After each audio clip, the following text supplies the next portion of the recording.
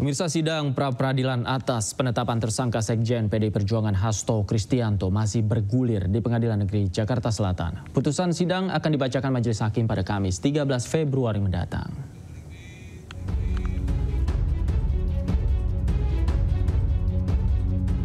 Pengadilan Negeri Jakarta Selatan kembali menggelar sidang pra-peradilan atas penetapan tersangka Sekjen PDI Perjuangan Hasto Kristianto dalam kasus dugaan suap pada Senin pagi. Sidang beragendakan penyerahan bukti dan pemeriksaan saksi dan ahli dari Komisi Pemberantasan Korupsi.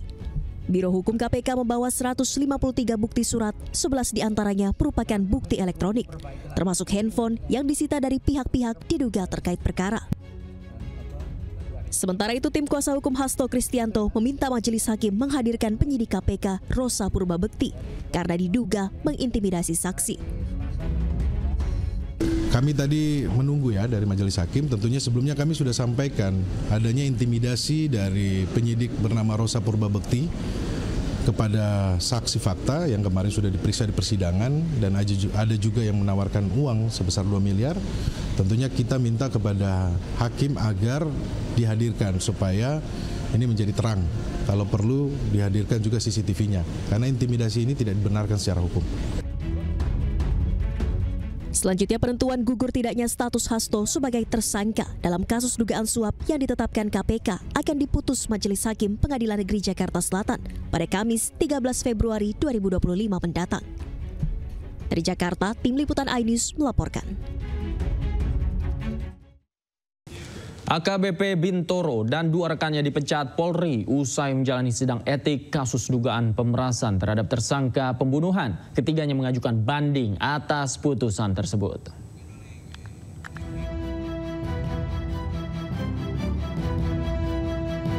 Tiga anggota Polri yang terlibat dalam kasus pemerasan yang melibatkan AKBP Bintoro dijatuhi sanksi pemberhentian tidak dengan hormat atau PTDH. Menurut Komisioner Kompolnas Hoirul Anam, Kanit PPA Satreskrim Polres Metro Jakarta Selatan, AKP Mariana menjadi anggota terbaru yang menerima sanksi pemecatan tersebut. Sementara 2 anggota polisi lainnya yang PTDH, yakni ex-Kanit Resmob Satreskrim Polres Metro Jakarta Selatan, AKP Ahmad Zakaria, dan ex-Reskrim Polres Metro Jakarta Selatan, AKBP Bintoro. Yang sudah diputuskan tadi 1181 dengan 8 tahun demosi dan PTDH.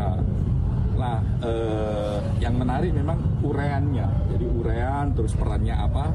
Ya, termasuk juga yang non anggota kepolisian, di mana konteksnya, kapan memberinya dan sebagainya. Sehingga memang kalau ditanya apakah ini pemerasan, apakah ini lebih dekat kepada penyuapan, sepertinya lebih dekat pada penyuapan. Ada titik-titik tertentu, bahkan ketika momentumnya selesai baru ada pemberian. Jadi kalau pemerasan kan diperas dulu baru jalan, ini enggak, ini jalan terus dikasih gitu. Jadi ada pertemuan, ada macam-macam. Dari yang 3 sudah diputuskan, AKBP GG sama Ibda ND itu demosi 8 tahun, terus pansus 20 hari, ya, demosi dengan tidak boleh ditaruh di tempat penegakan hukum.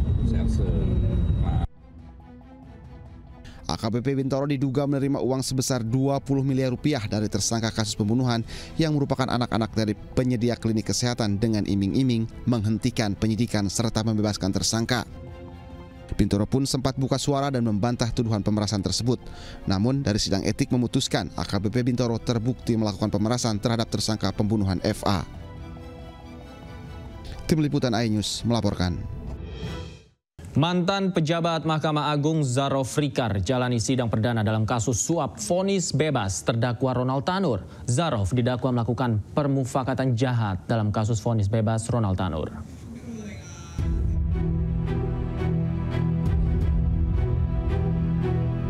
Mantan pejabat Mahkamah Agung Zarof Rikar jalani sidang perdana dalam kasus suap vonis bebas terdakwa Ronald Tanur. Sidang digelar di Pengadilan Negeri Jakarta Pusat. Selain Zarofrikar, Meriska Wijaya, ibu Ronald Tanur, dan Lisa Rahmat, pengacara Ronald Tanur, juga jalani sidang yang sama. Zarof hadir di ruangan persidangan PN Jakarta Pusat lebih dulu, kemudian disusul dengan Meriska Wijaya dan Lisa Rahmat yang hadir bersamaan. Jaksa penuntut umum mendakwa Zarofrikar dengan 2 dakwaan, yakni percobaan pembantuan dan permufakatan jahat untuk melakukan tindak pidana korupsi dan suap berhubungan dengan jabatannya selama di Mahkamah Agung. Dalam kasus vonis bebas Ronald Tanur, Zarofrikar bertindak sebagai perantara kepada hakim untuk membuat Ronald Tanur dinyatakan tidak bersalah. Kejaksaan Agung menyita uang dari rumah maklar kasus suap Ronald Tanur, Zarofrikar. Nilai uang yang disita mencapai lebih dari 920 miliar rupiah dalam mata uang dolar Hong Kong dan euro. Selain itu, Kejaksaan Agung juga menyita emas logam mulia seberat 51 kg. Kasus suap dengan nilai fantastis lebih dari 1 triliun di lingkungan penegak hukum ini terungkap setelah Hakim Pengadilan Negeri Surabaya diringkus tim gabungan Kejaksaan Agung di Surabaya, Jawa Timur. Pasca terbukti menerima suap dari Ronald Tanur, tersangka pembunuhan mantan pacarnya Dini Sera Afrianti. Dari Jakarta, Hamzah Sibuan, Andri Setiawan, iNews melaporkan.